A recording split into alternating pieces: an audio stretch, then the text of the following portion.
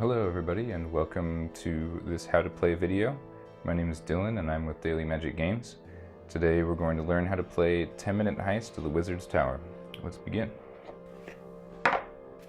Rulebook here. Game cards, there'll be 57 and they're split into 2 decks.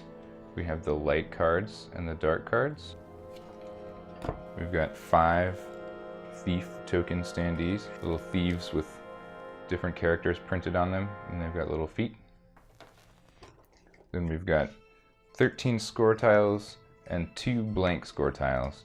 These you can put in your own prestige point value and powers, and then the rest of these all have specific scoring conditions, which we'll get into in the scoring section of the video. And then finally we have our starting and finishing tokens. So the premise of 10-minute Heist the Wizard's Tower is that you are one of these thieves. You and your band are going to capitalize on the wizard's absence from his tower and steal all his magical items. So first, what we need to do to set up the game is build the tower. The first thing to do when building the tower is place the balcony tile. Once again, this is the entrance to the tower, and we'll just go ahead and put this up in the top left. Then you're going to take your light cards, which are these with the window on the back here, and then lay them out in a row. Each floor gets 5 cards. The tower total should be 8 floors, and the first 2 are going to be light cards. Now, there should be several cards left over. Hand them out to each player. I'm going to go ahead and just pass them around, giving one to yourself, and then the last cards you put into the box. Now, onto the dark deck. So there's one thing that we need to do before we set up the dark cards. There's 2 special sets in the back here. These affect gameplay quite a bit because they have different powers on them, but you'll see that they have different symbols in the top right. To start, we recommend that you play with the full moon version. These we'll just set aside for now and put in the box, and we'll use the basic set for the example. Once these are all shuffled together, we'll go ahead and start laying down some cards. We're going to go ahead and just do 6 rows for the purpose of this demonstration. Normally you'd want to do 8 total, but we're running out of room and I want you guys to be able to see. For the last card, we're going to go ahead and leave this face down. These remaining cards we're not going to use, so we'll just go ahead and set them aside in the box here. Now to complete the tower, we use this bridge tile. This is the exit. We'll put it down in the bottom right. And the final step for setup will be setting down these score tiles. So these tiles will place down underneath the bridge because they pertain to the order in which you exit. First to exit gets 2 prestige at the end of the game. Second gets 1. And then the last player, you get -1 point. So we'll put that down here. And then the rest we'll talk about when we get to the scoring section, but they just go above the bridge in whatever order you like. Okay, once your tower is built, you can begin play. Before we do that, let's talk a little bit about the cards though, so that we have a clear picture of what's happening. So when you first look at the card, you'll notice a few things. The name is here, whatever the object is down below. To the top left, you'll find this number here. It's the value of the card. Each one has a value. Some of them the value is 0, goes all the way up to 7. Let's say you're going for artifact cards. You'll total up the value at the end to get your artifact score, and if you have the most, then you get the score tile for the most artifacts. There's another card called Haunted Nesting Dolls that counts as a 3, a 4, and a 5, so you don't have to pick between which one it counts for. It counts as all 3. We'll talk more about that later. Down below is the treasure suit. So this one is a wild treasure suit. It can be used as any other treasure suit. Something else that's important to note about the wild suit is that when you're scoring, it doesn't count as only one treasure suit, but if you have multiple different treasure suits in your haul, it counts as each of them. So say you had potions, gems, and tomes in your haul, this card would count as a 1 for each of them in turn, so you don't have to just pick one. You can use it multiple times.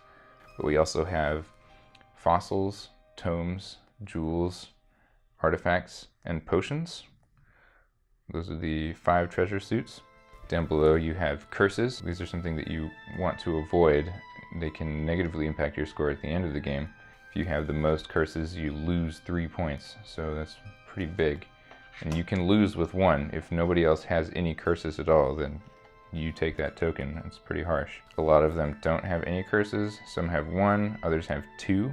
And then down below, some of them you'll notice have a special power. So this one's special power is to take another turn. Now that we have a little clearer idea of what the cards do, we'll move all of our people up to the starting position. Gameplay is pretty easy, pretty simple. All you're doing is moving through the tower and getting to the exit. Along the way, you'll be taking cards and building up your hall, which is your tableau in front of you here. The first card that you get from the light deck at the beginning of the game should be secret from everyone. It'll inform your strategy a little bit. See, I've got jewels here and I've got 4s. Possibly I'm looking for a set of 4s and I will want to be picking up other 4s. Or maybe I want to get the most jewels, so I'll try and take jewels. Both perfectly viable strategies, just depends on what you're trying to do. You'll notice that some of the score tiles have different score values. If you have jewels, you'll get 5.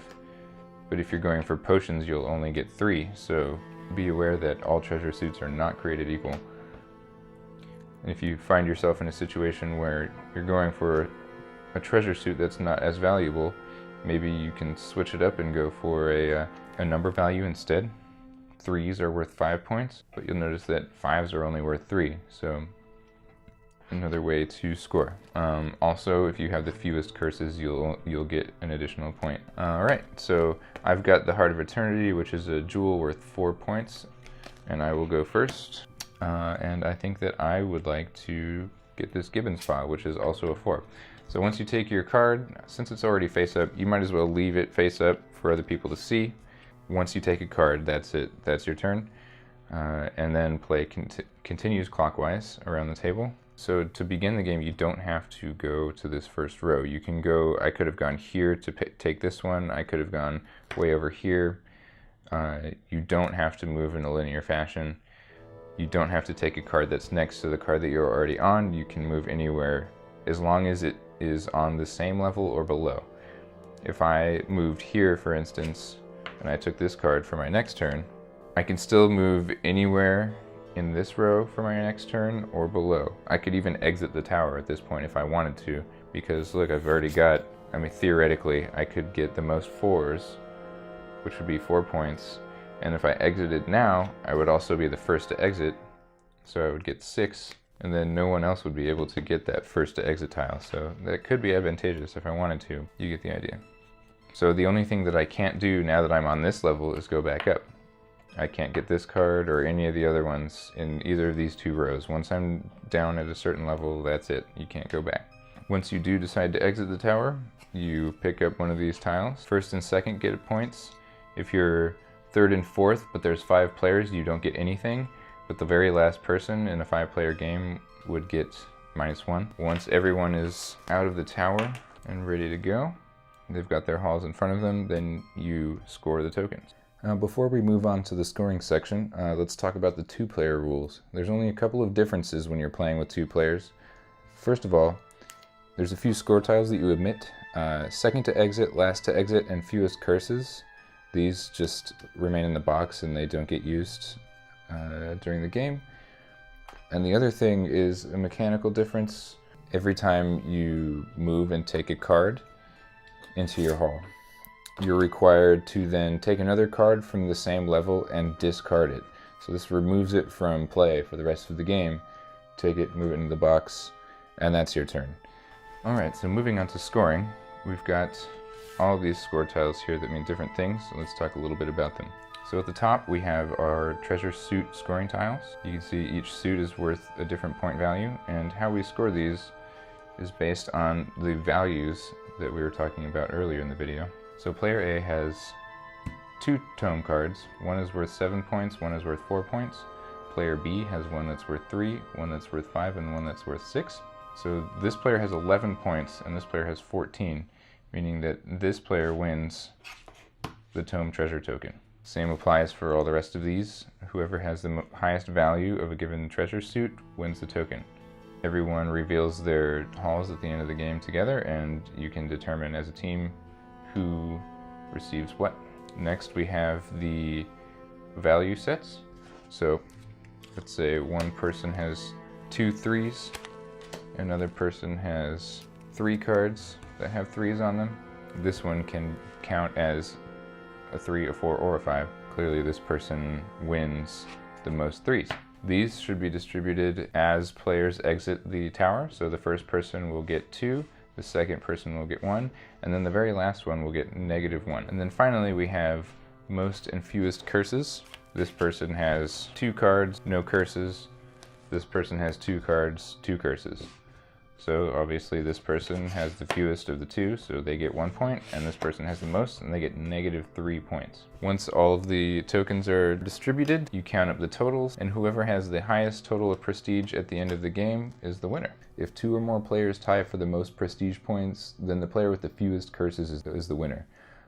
Beyond that, if you guys both have the same amount of curses, the player with the most scoring tiles, like actual number of tiles, is the winner. And if you still can't determine a winner, then it's a tie game. Thanks everyone for watching this How to Play video for 10-Minute Heist the Wizard's Tower by Daily Magic Games. Again, this is Dylan. Thanks for watching. Goodbye.